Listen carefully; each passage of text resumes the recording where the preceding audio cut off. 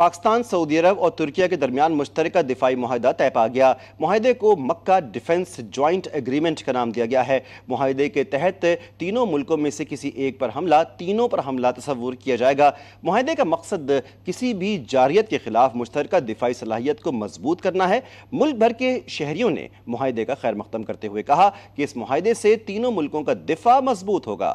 ये बहुत अच्छी चीज़ है और मुसलमान कंट्रीज़ को एक होना चाहिए, और उसके हिसाब से ये है कि एक मुत्तहिद होंगे तो ये जो हिंदुस्तान और इसराइल जो मुंह उठाते हैं, कम से कम इनको कुछ एहसास होगा कि एकेडमी पावर इन दो मुल्कों के साथ है। पाकिस्तान की इमेज बिल्डिंग है वो कितनी अच्छी हुई है, पूरी दुनिया के अंदर अब इस टाइम पाकिस्तान का नाम है, तो this is one of the good reason. Pakistan की आर्मी दुनिया की बड़ी आर्मी में शुमार होती है, तो हम इस वजह से एक बहुत बड़ी ताकत बन सकते हैं। जैसे नेटो की एक कुव्वत है और वो एक 72 मुल्कों को सपोर्ट करती है, हम भी इस तरीके से 3 मुल्क होकर पूरी इस्लामिक उम्मा को सपोर्ट कर सकते हैं। पाकिस्तान की आर्मी तो दुनिया में मानी जाती है। अल्हम्दुलिल्लाह हमारे जो आर्मी है वो नो डाउट उससे बेहतर पूरी दुनिया में कोई नहीं है ना। जब ये तीनों मिल जाएंगे तो एक मजबूत बनेगा मामला, तो इंशाल्लाह कोई मेरी आँख से देख नहीं सकता इन मुल्कों को, ख़ास तौर पे सऊदीया, पाकिस्तान या तुर्की। इस वक्त जो है ना दुनिया में, मैं कहता हूँ कि अल्लाह ताला के फजल करम से इस टाइम पाकिस्तानी फ़ौज जो हमारी है वो इस टाइम बेस्ट नंबर, दुनिया की बेस्ट फ़ौज है।